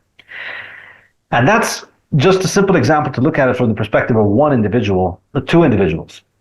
But really, if you're in a human society, if you're in the world today, it's not just, you're not trading with one other person, you're trading with 8 billion people. Being able to be a civilized human being, respect other people's property, will prevent you from getting into conflict and will allow you to cooperate and join a division of labor of billions of people that's going to increase your productivity far, far, far more than anything that you could do on yourself. And that's really the real value of it. And that's why I think conflict is so ridiculous. And that's why I think property rights are so important, because anywhere in the world you see, if property rights are respected, people are able to live peacefully, productively, cooperatively. When property rights are abused, when people don't respect each other's property rights, you just end up in a situation where conflict is eternal. What I found interesting about the book, and I'd love to hear your take on, is the right to succession and why it's so important to civilization and property rights. Because I could hear you thinking and talking about these things throughout the book. And, like I was saying, there's just so much moral values and character embedded in the book. I can't wait for my son to read it. He's 11. I think he's 12 or 13 guaranteed. I'm going to shove it in his face. And I want him to read it like every 10 years, because I wonder what a book like this would have, how it would have resonated me in my teens, and then even in my college years or my 20s or my 30s. And I'd love to see my own views, and I'll revisit all your books, but I'd love to see my own views on them and learn new things as I go through life, because I'm sure I see this book differently as a father than I would as a young man. But this right to secession was very interesting, and I think just also speaks to a lot what's going on in the world right now. Yeah, so from my perspective, I think of myself as an anarchist libertarian. In other words, I don't believe that any form of organization should be, anybody should be entered into any form of organization that is coercive. So you should not be part of anything that's coercive. And so that, for most anarchists and libertarians, means a rejection of the state and a rejection of the legitimacy of the state completely. And recently, I came across the work of Prince Hans Adam of Liechtenstein, and he is a fan of Austrian economics, and he is influenced by Mises, and he brings up this point on secession from Mises, which Mises mentioned, which I truly only appreciated after I got Hans Adam's perspective on it. When I first read it while reading Mises talking about secession, it seems like it's a niche case, if you may say, that, if Catalonia wants to secede from Spain, then if you're a libertarian, if you support property rights, if you support self-determination, then Catalonia, you should support Catalan independence. But I think it's a much more profound point that goes to the heart of what a state is. And in Prince Hans Adam's idea is that as humanity is becoming more and more liberated, as humanity is becoming freer and freer, because we are advancing, our productivity is going up, our living standards are going up, people are able to provide for themselves more effectively, and that makes them more intellectually developed and therefore more difficult to rule and enslave. We need to find organizations, forms of organization that allow us more room for freedom. And what Prince Hans Adam presents is his idea of what the state should be in the third millennium. It's the opposite of the direction that we see the states taking in the 20th century. So in the 20th century, you go, and you see this all over the world, that the emphasis is on participation in the government process. So you want more people involved in how the decisions are taken. You want democracy. You want more voting. You want more parliament. You want more oversight by the parliament, more oversight by the people on the parliament, and the parliament over the government, and the government over all different branches of the government. And you want to make sure that each branch of the government doesn't have ultimate control. So there's checks and balances between the judicial and executive and legislative branches. And so you keep diffusing power in that way to ensure that you don't get totalitarianism. And Prince Hans Adam's perspective, which is also Mises' perspective, is that you don't want that. You want more power in the hand of the executive so that the executive can act coherently. But the check on tyranny is not giving people a vote where they get to choose between Muppet in red and a Muppet in blue once every 4 years and then feel good about themselves. You give people the right to exit. You give people the right to secede down to the local neighborhood. We don't want to be part of your government anymore. We don't want to pay taxes, and we don't want to get your services. And this is actually really quite mind-blowing when you think about it, because this is exactly how we get nice things in everything. The reason that you have a nice iPhone is not because you are taking part in the iPhone design process. You don't get to vote for Apple engineers. You don't get to vote for Apple CEO. You don't get to have any opinion. Apple doesn't even do customer surveys, as far as I can tell. Like most successful companies, they rarely ever ask you for your feedback. They know how to get the feedback that matters. And the most important feedback, of course, is the money. Are you paying or not? And this process gives the CEO of Apple, Tim Cook right now, or Steve Jobs before him, he has absolute power over Apple. He's a complete king. He can fire anybody. He can hire anybody. There is no limit to his power on the production process. Obviously, he can't put people to death. But there are some limits on his power. But in terms of the economic power that he has complete total power on Apple. He could shut down their phone division tomorrow if he decides. And he has all of this complete power. But what do you as a customer have? Nothing except the right to exit. You have the right to say, you know what? I don't like your new iPhone. I'm going to go buy the new Samsung Pro. And that's it. And that's what keeps him on his toes, because he needs to win your custom. He needs to win your revenues. And so in order to get that, he needs to stay on his toes. And that's why Samsung is also having to stay on its toes, because they're trying to get you from iPhone. And this is how everything gets built in the market. We don't have a democratic process in the appointment of CEOs and in the engineering decisions. We have absolute power vested in the CEO, but the beneficiaries, the customers, have the right to exit. So imagine applying the same thing on a scale of government. Imagine how much more accountable your government would have to be when it doesn't anymore have to just play the stupid game of let's put these two identical people or two old senile people to trade insults at each other, and then people pick. And of course, the people who are really in power stay in power, because I mean, as long as you don't have a chance to exit, it doesn't matter what happens with all of these voting exercises. I mean, if Apple was made into a government monopoly, wherein imagine the government says, you know what, Apple is the best smartphone maker. We're going to shut down Huawei. We're going to shut down Samsung. We're going to shut down all the other cell phone makers, and we're going to merge them all into Apple and have Tim Cook run all of that. I don't care how smart Tim Cook is. I don't care how smart Steve Jobs is. I don't care if you can reanimate Steve Jobs at his prime and bring him back to run the company. That company will go to shit within 5 years, like every single government monopoly goes to shit. Not because the people in charge are incompetent or evil, although that obviously helps if they are.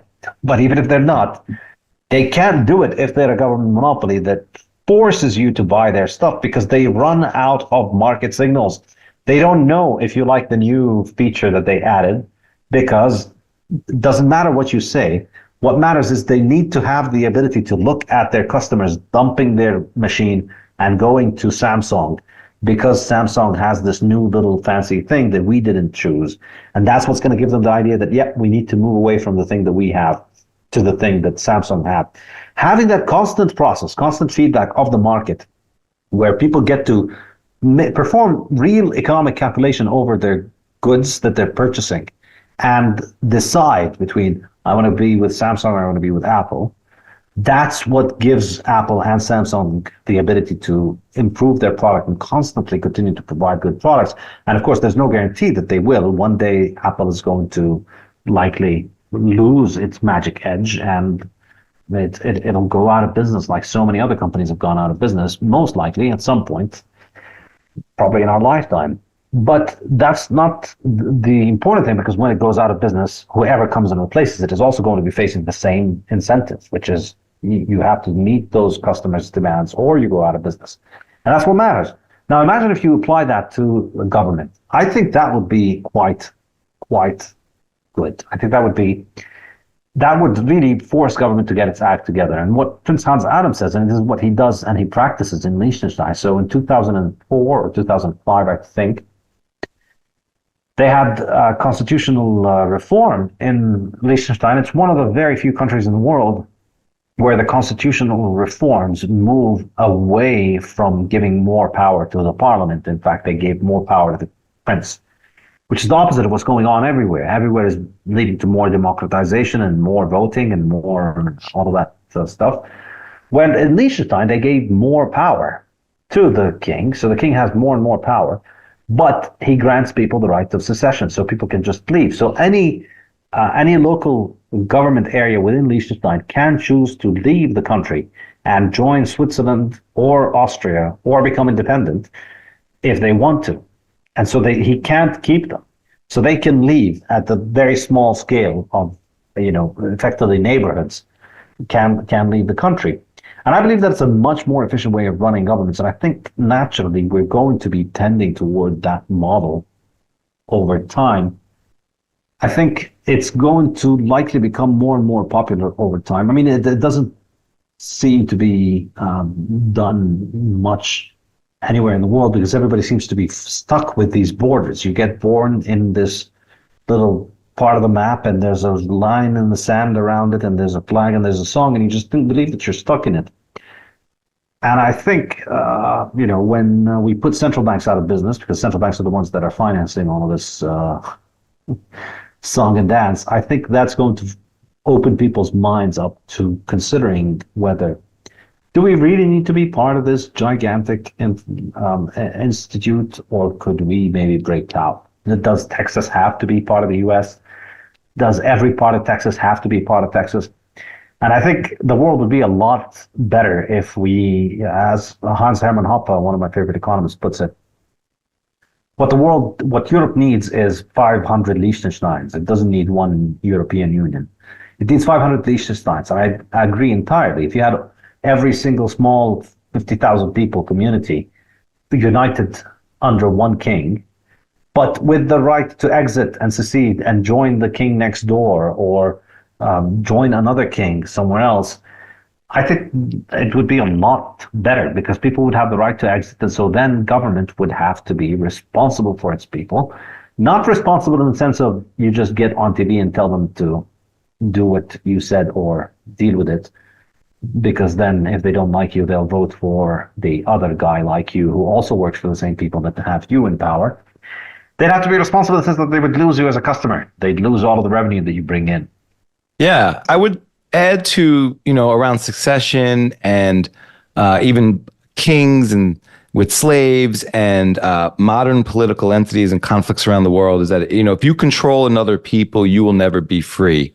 And I remember just my youth though, and I wasn't someone who acted out or was uncivilized, but if a teacher told me to believe something, I might think to myself, yeah, I'll write down what you need me to write on the test, but like, no, that's not right, or F that, or I'll question that, or when I grow up, I don't see as much, like, we talked about it maybe on the last show. I mean, maybe people think they're going to vote harder. Fiat Man thinks he's going to vote harder, but I see more people rebel just in their minds and just opt out.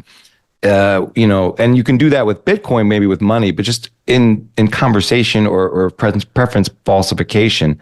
You talked a little bit about there with, whether we'll see the emergence of more royal families built to withstand the test of time and control territories. Alex Svetsky was recently on the show, and I know he wants to reclaim Macedonia as a king and, make it great again. And something that you brought up in the book, and we talked a little bit at the top of the show, you used the term decivilization. Maybe you could just expand a little bit about that, because I hadn't really thought about that and whether that was a term or whether that could happen and what that would mean. Yeah, so I think the process of civilization, as I discuss it in the book, and I draw on the work of Hoppe for this, is what happens is initiated by the decline in time preference. So as people's time preference declines, people start prioritizing the future more. So they save more, they accumulate more capital, that increases their productivity, makes them more productive, which means they have a better standard of living. And then that allows them to start thinking more and more about the future, lowering the time preference further. And so the process of civilization, as we discussed at the beginning, is really a world in which children live lives that are better than what their fathers had. And if you have that, I mean, it sounds like such a superficial thing if you don't understand the economic infrastructure that's needed to deliver us to that point. But really, if you are able to have that generation after generation after generation, that necessarily implies that you've had a significant amount of peace, a significant amount of security of property, and a significant amount of division of labor, capital accumulation, and increasing utilization of energy sources and power sources to meet human needs. If you're able to pull that off, it's a very, very intricate dance.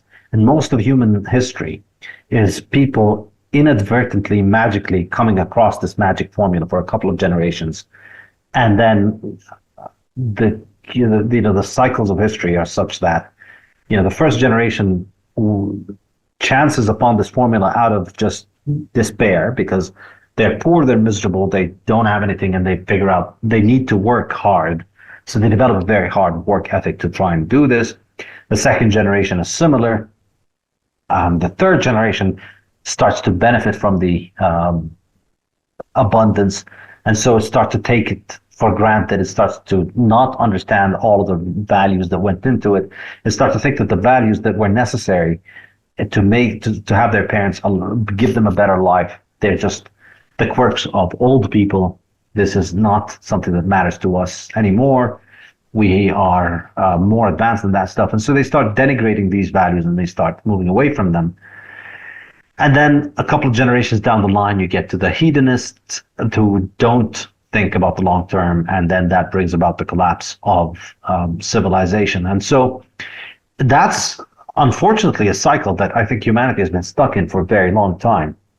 And I think, sadly, we see signs that the 20th century is to a very large extent witnessed this process of decivilization. We can see it in our rising time preference. People's time preference rises. You can see it in the decline of morality, increase in crime, in the decline of the family, in the prioritization of hedonism, satisfaction of immediate gratification, and satisfaction of our base instincts rather than trying to think about something more and more lofty. Where I think we're lucky is that we continue to accumulate technology through those things. So a lot of times a civilization comes along, it lasts for a couple of hundred years, they invent a few nice things, then they degenerate and decivilize and go back to the jungle.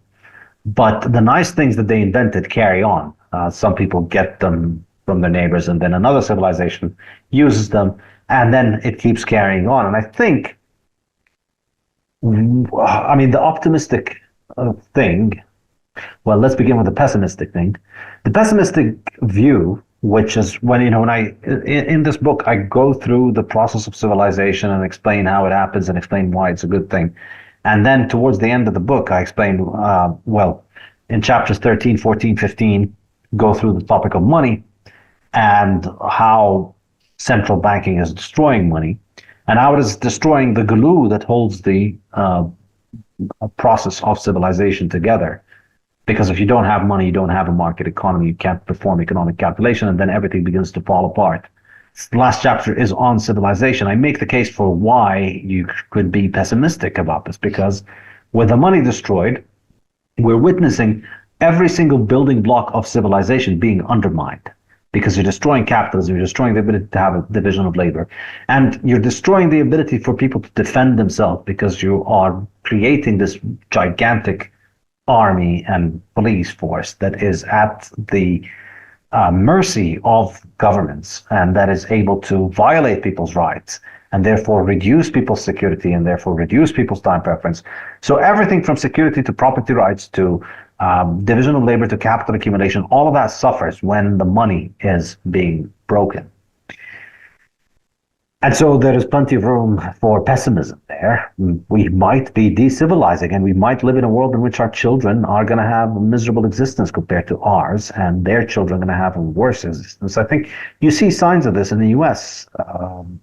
Quite clearly, not just the U.S. obviously, but I think the U.S. is the poster child because we have good data on the U.S., but it was a lot easier for people to own homes 40 years ago or something like that than it is now. It's a lot more expensive. And that's not just a coincidence, and it's not because houses are becoming more difficult to make. Mm-hmm. Houses are cheaper than ever for us to make. but it's because the money is broken, because money is completely destroying its ability of people to save. And that's what's driving that. So we could be quite pessimistic about it, but then there is room for optimism. And the room for optimism is, you guessed it, Bitcoin. So you could say that this whole book is a giant, elaborate, roundabout ad for Bitcoin. Would it entirely be an unfair criticism? I'd say there's a lot of substance in the ad, but I think ultimately, if you believe that the money is such a big decivilizing force, the fiat money is such a big decivilizing force, and that's the topic of my second book, the Fiat Standard is the debt slavery alternative to human civilization, it really is the decivilizing force of our time, then in this book, I discuss technology. There's a whole chapter on technology and how technology is such a powerful way for us to economize, because it's a form of capital that is immaterial, that does not depreciate, and that is not scarce and not rival, and so therefore it can be copied endlessly. And I argue that software is the most productive form of capital because it's just purely ideas and it can increase productivity massively, and that's why software is eating the world. And so the optimism comes from the fact that capitalism always wins, because even individual capitalists might lose, and individual people who might be capitalists might give up on capitalism and turn into socialists. But ultimately, capitalism has to win, because capitalism is the only way for mobilizing human rationality in a productive way. It's the only way for organizing human rationality in a way that is productive and in a way that yields fruits for us. And if you destroy capitalism, you destroy your ability to benefit from capitalism, but you give an advantage to people who continue to use capital. And so I think what's happening now is that thanks to the computer revolution, thanks to the fact that we have computers, thanks to the fact that we have the internet, thanks to the fact that we have software, we can transcend fiat money. We can transcend the decivilizing swamp of fiat that is sucking us in, the quicksand, effectively, that is drawing us in. We can rise above that because we can hitch our economic wagon onto the digital economy that is a lot freer, that has a hard money, that allows us to save, that allows us to prioritize the future, that allows us to think of the future, that allows us to lower our time preference, allows us to spend and send money all over the world, allows us to engage in the division of labor, and allows us to stop getting robbed to finance governments. And this really might be why I think Bitcoin is such a civilizationally momentous invention, because it's likely going to be the thing that prevents us from decivilizing because of fiat money. Well, I only have two questions. I have millions of questions, but we're going to hope to squeeze in two. Do you think Bitcoin will be remembered as our age's most significant civilization achievement? Yeah, I mean, if it sticks around and if it outlives fiat money, then yeah, it'll be the most significant thing. I want to read from page 389 from your book. So building on what you said about technology and software, because there are preceding paragraphs about that here. You're right. In the same way, human reason moved us from using slaves to horses to cars to sophisticated supersonic jets, and moved us from using human messengers to carrier pigeons to paper mail to email to video calls. It is now moving us away from relying on monopoly central banks to reliable open source software.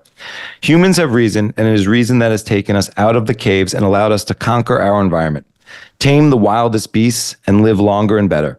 The current parasitic governmental banking monopoly is just another in the long list of challenges human reason has faced, and Bitcoin may prove to be the device our reason concocts for conquering it. With transparent rules available for anyone in the world to audit, and with a system built entirely on verification rather than authority, Bitcoin gives the entire world a monetary market commodity that works without needing coercive political authority. It allows us to make peaceful non-aggression the basis of human economic interaction, bringing the productivity of the market system to the monetary realm, reversing the violent high time preference status fiat detour of the last century. If it can unleash human civilization from the clasp of the state's fiat claws, Bitcoin will be remembered as our age's most significant civilizational achievement. What I love about your writing is it's such a great book about Bitcoin because it doesn't mention Bitcoin till like literally the last two paragraphs. Maybe it comes up for smidgen in Money to point out what Bitcoin is and how useful, and just acknowledge it and reckon with it. It's a tremendous piece of work, very seminal. And so my final question to you is, we've discussed how important family is to civilization and having kids and what does it do to one's time preference. So did you always know that? Is that something you learned from your father? The way this book felt like a tune being passed from father to son to father to son? Or is that something you maybe learned after getting married and having kids? And what advice would you give to people about family? I mean, it's something that my father told me, but it's not something that I took very seriously when I was young. I was a very fiat person, and so there's a extreme level of high time preference that I suffered from. So I'd say in my 20s, I was pretty high time preference, and I was just not really. I did not appreciate family and marriage from that perspective. And it was up until I got into my 30s that I started to think about those things more seriously. I think learning economics and learning Austrian economics definitely helped. Like, it helped me develop a much more mature outlook on life. And then eventually, that's when the things that my dad used to tell me as a kid started to make sense. And you realize, oh, he's not just an old man who's saying old things. Some of this stuff actually makes sense. And I think, and then, soon after that, I did get married, and coming up on 10 years of marriage very soon. I think it's a good idea. I don't regret it. I've been happily married, and I think it's, I highly recommend it. I think it's, after a certain point, I remember my grandmother just telling me that, look, after a certain point in your life, you cannot really function in society as a single person. You have to be part of a couple, and it's just people get sorted into couples, and you don't want to be the odd one out. I mean, clearly that's probably different now because a lot fewer people are getting married now. So, but I could see the idea that it's just. I think it's fun being when you're in college and when you're young in school. It makes sense that every person is on their own, and people are just living in this kind of social circles where it's normal for people to be alone. But I think as people grow, you need companionship. You need to be part of society in a way in which you're part of a stable relationship. It just makes dealing with one another a lot more predictable, and it's just, I think, a healthy part of maturing. And I think, of course, it's on a personal level, I think it's essential because, I mean, look, as human beings, we cannot survive on our own when we're born, and we cannot survive on our own in our old age. We need help on both of those stages. And that's just the way that life is. Life is this force that is constantly pushing you and driving you to want to recreate, to procreate. You're constantly, if you're not married, if you don't have kids, you are constantly driven by that force inside you. And it's you have to get married to realize just how different it is, I guess. After you have kids, you realize that, everything that I used to do before was just that force inside me that wants to reproduce is out, is controlling me and is driving me toward trying to reproduce. And you can stay in denial about this. You can over philosophize it. You can go mad trying to fight with it, but that's just how you are. And this is life, because if that wasn't what life was, you wouldn't be here today. You are only here today because every single one of your ancestors, going back to God knows how many generations, every single one of those people had such a strong drive inside them to procreate that they managed to do it, and managed to do it well enough that their own child managed to grow up enough to reproduce,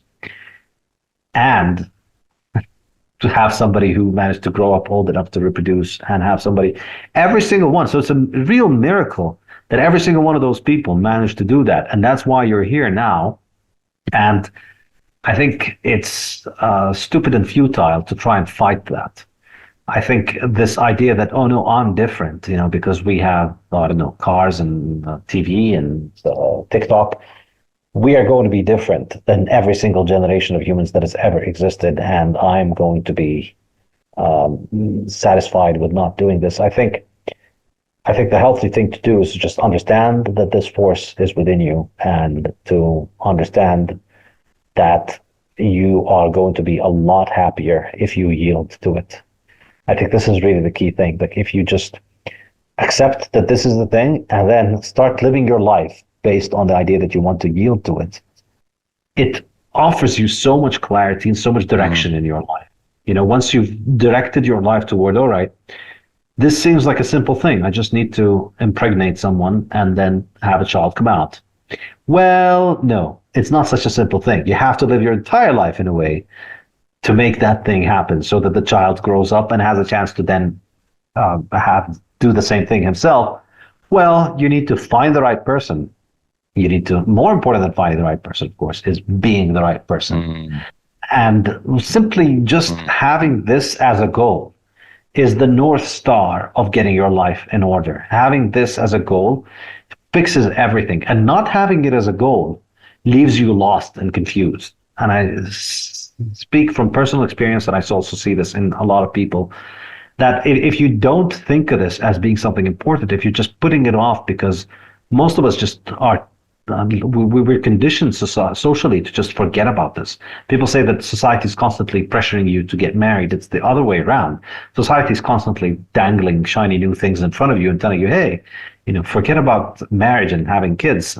Just indulge in this thing. And so you could waste your life chasing after fleeting pleasures, which as you grow older become less and less interesting and less rewarding and less meaningful. So there was a time in which watching Hulk Hogan and WWF was the height of excitement for me. And then as you grow older, you replace that with other more interesting things. But the same thing happens. All the fun things that you're doing in your 20s that you think of as being the most amazing things, there's only so much you can do. There's only so much partying or whatever, or whatever hobbies you have. There's only so much of that you can do without it getting boring and tedious. And the thing that actually provides lasting meaning is seeing your children grow. It's essentially giving yourself a taste of immortality, because your child, after all, is a part of you. It's literally a physical part of you. I mean, not to get too visual in the biology of it, but I presume all your listeners are familiar with what's going on. But it is literally a part of you and of your wife that survives you and lives on after you. And if you do your job well, they'll be able to have more kids that will survive him, and then they'll have more kids. Effectively, you're getting a shot at eternity by being able to raise a family and have children.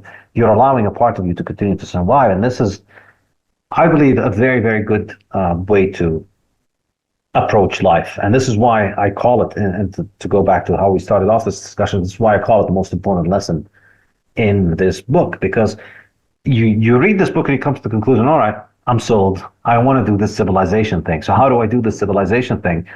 And on a personal level, on a personal, functional, actionable level, you do this by starting a family and having a family and trying to give your child a life that's better than yours.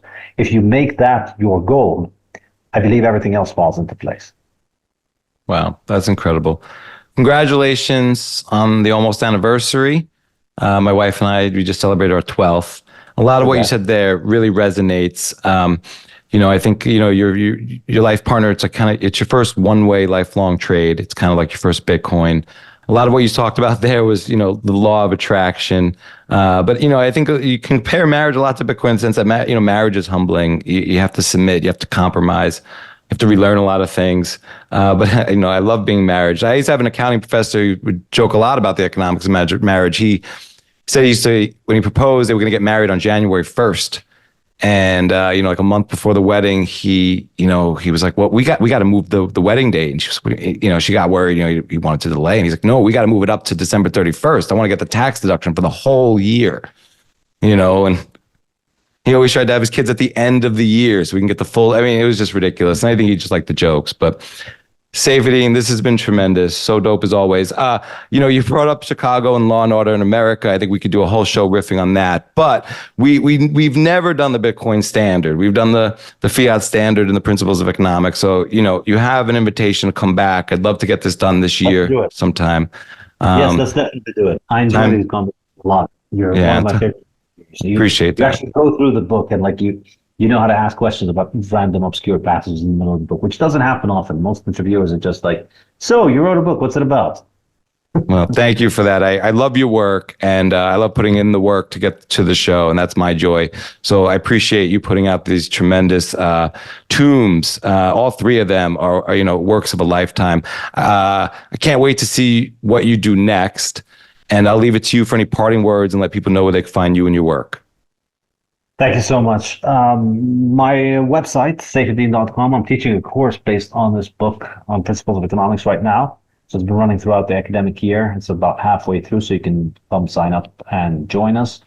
The course is posted online, one lecture every 2 weeks, and then we have a discussion seminar once every week where we discuss these things live, different time zones each week so that everybody can join. So 12 hours apart on alternating weeks. So you can join from anywhere in the world. This is going to be a suitable time for you, hopefully. And I am on Twitter, where I'm constantly always having very strong opinions about a few topics that I happen to be paying attention to. And also my new website, thesafehouse.com, where you can buy my books as well as Parker Lewis's new book, Gradually Then Suddenly, and Lynn Alden's new book, Broken Money, and Fiat Food, a book that I helped co-author on the topic of food related to the Fiat Standard, really a spin-off from the Fiat Standard, written by Matthew Lisiak, an investigative study of Fiat food. So you can buy these, all of them in cloth hardcover, beautiful cloth hardcover books. You can get them from thesafehouse.com. I think that's it. Thank you. Awesome. Sir. Thank you so much, Saif. Really appreciate it. Yeah, thank you. Have a good day.